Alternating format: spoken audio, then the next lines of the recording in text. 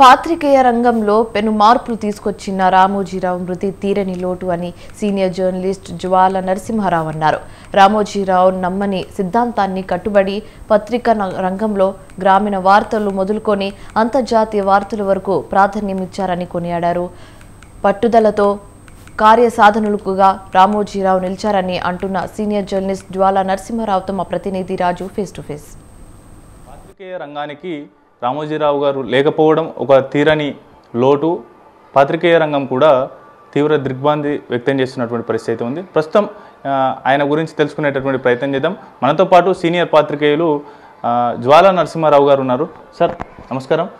Sir, Ramoji Rao గారిని దగ్గర నుంచి చూశారు, ఆయనతో మీకు మంచి పరిచయాలు ఉన్నాయి.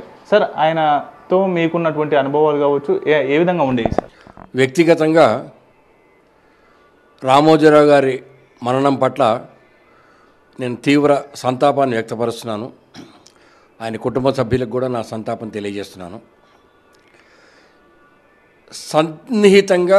అత్యంత సన్నిహితంగా రామోజీరావు గారితో మెలిగే అవకాశం నాకు లేదు, కానీ సన్నిహితంగా ఆయన్ని గమనించే అవకాశాలు కలిగినాయి నాకు.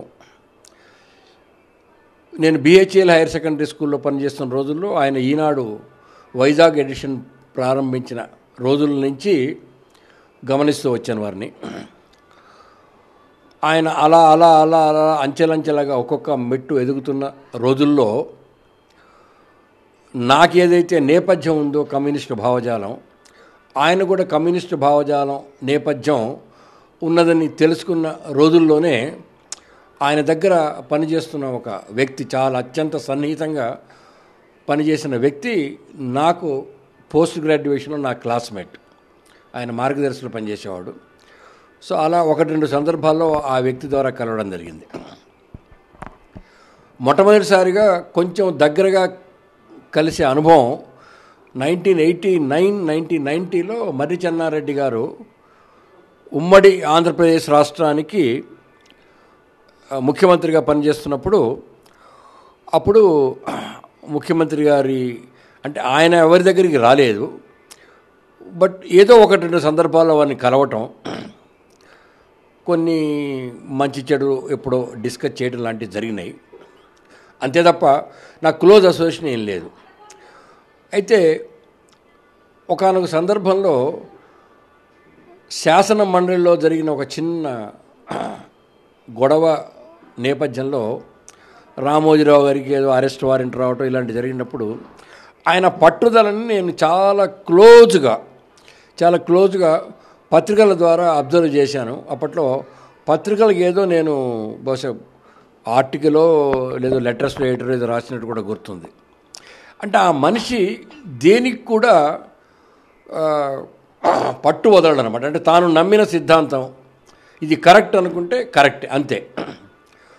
సో అట్లా క్లోజ్గా అబ్జర్వ్ చేస్తూ ఆయన సినిమాలు తీసే రోజుల్లో తీయక ముందు కూడా ఆయన సితారా అవార్డులో ఏదో అవార్డులు ఇచ్చేవాడు.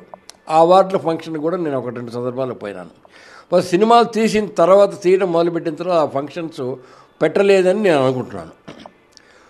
ఆయన ఇంగ్లీష్ పేపరు న్యూస్ టుడే అనే పేపర్ పెట్టినప్పుడు అందులో పనిచేసిన వాళ్ళ ద్వారా అప్పుడప్పుడే నేను ఆర్టికల్స్ రాస్తూ చిన్నగా ఈనాడు వాడికి అలా 1-2 సందర్భాలలో మాట్లాడే అవకాశం వచ్చింది.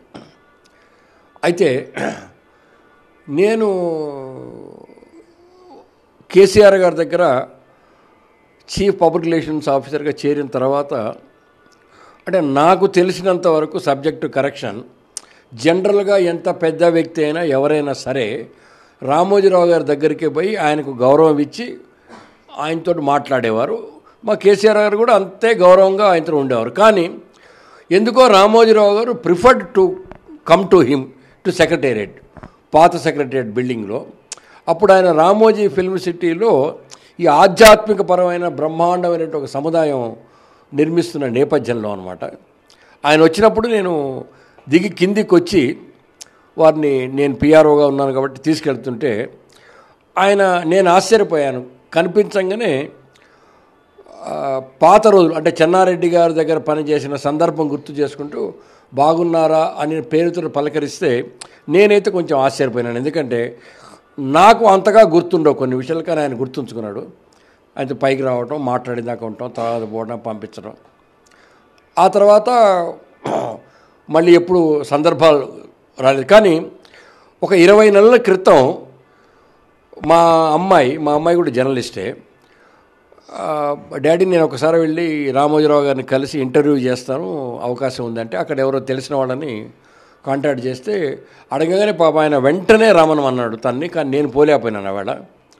వెళితే for some reason or other, not on video, but నువ్వు మాట్లాడమ్మా, మాట్లాడితే పర్వాలేదు అంతసేపు అయినా అని పాపం 1-2 గంటలు మాట్లాడి మా అమ్మాయి నేను రాసిన ఆధ్యాత్మికమైన పుస్తకాలు ఇచ్చినప్పుడు నన్ను గుర్తు చేసుకొని ఫోన్లో నాతో మాట్లాడారు. మా అమ్మాయి ఫోన్ కల్పిస్తే మాట్లాడారు. బహుశా మరి మా అమ్మాయికి ఇచ్చిన ఇంటర్వ్యూయే లాస్ట్ టైం అనుకుంటా, తర్వాత ఎవరికి ఇచ్చారో నాకు తెలియదు. ఒక మహామనిషి, ఒక గొప్ప వ్యక్తి, తాను నమ్మిన సిద్ధాంతానికి విరుద్ధంగా ఎవరు ఏది చేసినా దాన్ని వ్యతిరేకించిన ఒక మహామేధావి, తెలుగు పత్రికా రంగంలో ఒక కొత్త ఒరవడిని తీర్చిదిద్దినటువంటి మేధోశాలి. అతను ఏ పని చేసినా మార్గదర్శి కానివ్వండి, ఆ ప్రియాపత్రులు కానివ్వండి, సినిమా నిర్మాణం కానీ ప్రతి దానికి ఒక నేపథ్యం ఉన్నదనే విషయాన్ని అన్నదాత అనేది ఒక మ్యాగజైన్ ఉండేది. కాబట్టి చాలా గొప్ప వ్యక్తి, మరణించాడు. మరణించేంత వరకు కూడా ఏదో బెర్ట్రాండ్ రస్సెల్ లాగా ఏదో ఒక పద్ధతిలో, తనదైన పద్ధతిలో, ఆయన ఆరోగ్యం సహకరించిన పద్ధతిలో ప్రత్యక్షంగానో పరోక్షంగానో వ్యవస్థల మీద అన్యాయం జరిగినప్పుడల్లా పోరాటం చేస్తూనే వచ్చాడు. మరోసారి ఆయనకు, ఆయన కుటుంబ సభ్యులకు నా తీవ్ర సంతాపం. ముఖ్యంగా ఆయన జర్నలిజానికి చేసినటువంటి సేవలు కావచ్చు, పాత్రికేయ రంగంలో ఆయన తీసుకొచ్చినటువంటి మార్పుల గురించి చెప్పాల్సి వస్తే మొదట ఏం చెప్తారు సార్? పత్రికా రంగంలో ఆ రోజుల్లో అన్ని పత్రికల పేర్లు ఆంధ్ర ఆంధ్ర ఆంధ్ర ఆంధ్ర అని ఉండే. కానీ మొట్టమొదటిసారిగా ఆంధ్ర అన్న పేరు లేకుండా, అంటే ఇక్కడ నేను ఆంధ్ర తెలంగాణ ఆ విధంగా మాట్లాడలేదు.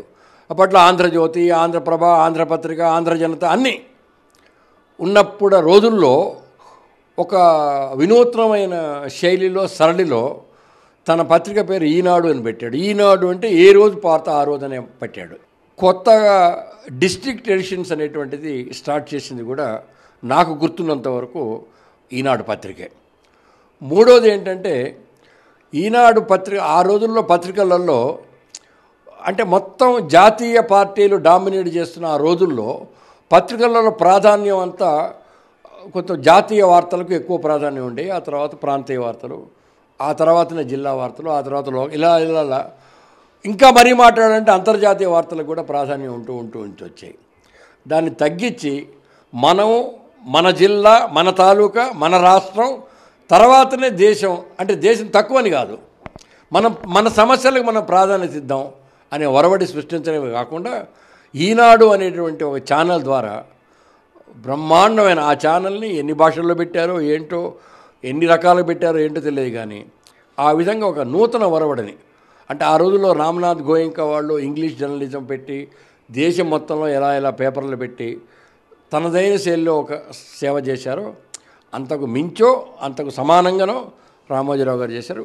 అదే జర్నలిజానికి కొత్త ఒరవడి. ఎదుగుదలలో కావచ్చు, ప్రియాపచ్చల నుంచి ఒక పద్మ విభూషణ్ వరకు ఎదిగినటువంటి ప్రస్థానం ఆయనది. అయితే ఆ క్రమంలో ఆయనలో మీరు దూరం నుంచి అయినా చూసినటువంటి భావజాలాలు కావచ్చు, ఏ విధంగా అనిపించేది సార్ ఆయన గురించి? చెప్పే కదా, పట్టుదల గల వ్యక్తి. ఆయన పట్టుదల పట్టి సాధించింది ఏమీ లేదు, అన్నీ సాధించాడు. పద్మభూషణ్లు, పద్మవిభూషణ్లు ఇలాంటివన్నీ కూడా ఆయనకు అది సహజంగా రావాల్సినటువంటి మర్యాదలన్నీ వచ్చినాయి. అంటే ప్రత్యేకంగా నేను చెప్పా కదా, నాకు సాన్నిహిత్యం లేదు ఆయనతోటి ప్రత్యక్ష సంబంధాలు లేవు. పరోక్షంగా వినటం, పరోక్షంగా కలవటం, ఉద్యోగరీత్యా 1-2 సార్లు కలవడం తప్ప నాకు పెద్దగా పరిచయం లేదు. కాబట్టి ఆ వ్యక్తిగతంగా విశ్లేషించేటువంటి ఇది నాకు తెలియదు. నేను దూరం నుండి చేసి ఆయన చదివి ఆయన గురించి విన్నవి కన్నవి ద్వారా చెప్పినవి ఇవి అంతే అండి. ఇవాళ ఆయన తుది శ్వాస విడిచారు, ఆయన గురించి చెప్పాలి అంటే 2 మాటల్లో ఏం చెప్తారు?